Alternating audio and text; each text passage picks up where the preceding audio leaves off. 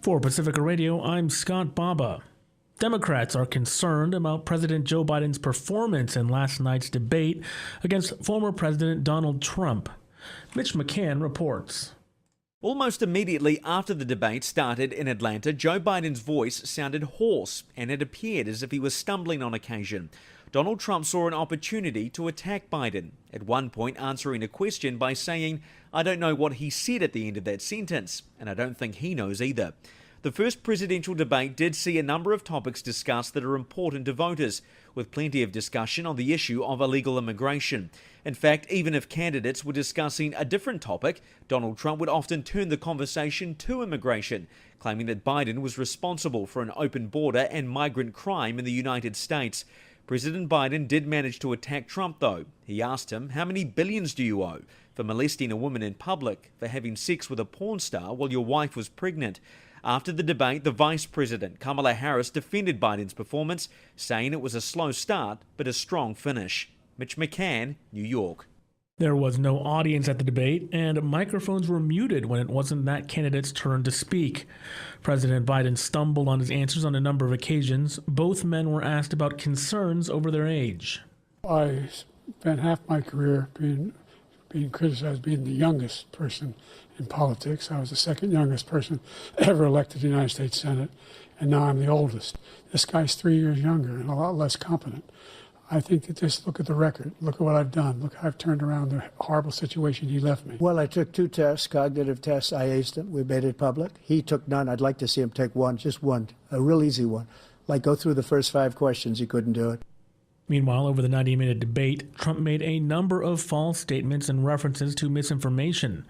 This included things like inaccurately linking asylum seekers and immigrants to rising crime rates when attacking Biden's immigration policies, falsely asserting that Democrats had advocated for abortion legislation that would allow doctors to kill newborn babies, and claiming his presidency had the, quote, best environmental numbers ever, despite his numerous rollbacks of environmental regulations. He also falsely accused Biden of seeking broad tax hikes and of orchestrating the many lawsuits against him. Trump also repeatedly refused to commit to accepting the results of the election, only saying after being pressed that he would accept the election results, quote, if it's a fair and legal and good election. Meanwhile, it's election day today in Iran, where the choice is between 3 hardline candidates and 1 reformist, and which comes as wider tensions have gripped the Middle East over the Israel-Hamas war in the Gaza Strip. Charles de Ledesma reports. Iran's snap election is intended to replace the late President Ebrahim Raisi, killed in a helicopter crash last month. Supreme Leader Ayatollah Ali Khamenei cast his ballot in Tehran, saying people turn out with enthusiasm and in a high number of voters. This is a definite need for the Islamic Republic. A voter identified just as Tusi tells the AP he wants someone who's not focused on the West, but on domestic capacities, on our youth. Public apathy has become pervasive in the Islamic Republic after years of economic woes, mass protests and regional tensions. Given the record low turnout in recent elections, it remains unclear just how many Iranians will take part in Friday's poll. I'm Charles de Ledesma.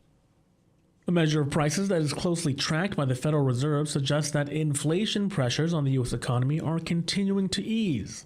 Today's Commerce Department report showed that consumer prices were flat from April to May, the mildest such performance in more than 4 years.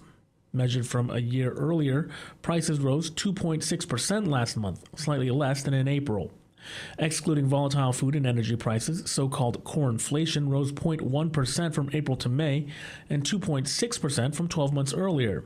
Both figures were slight improvements on the previous month's data.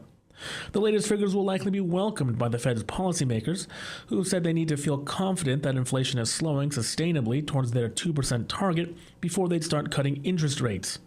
Rate cuts by the Fed, which most economists think could start in September, would lead eventually to lower borrowing rates for consumers and businesses. The former Uvalde school police chief was indicted over his role in the slow police response to the 2022 massacre at a Texas elementary school that left 19 children and 2 teachers dead. Pete Arredondo was indicted by a grand jury on 10 counts of felony child endangerment and abandonment, and briefly booked into the county jail before he was released on bond. Former school officer Adrian Gonzalez was also indicted on multiple similar charges.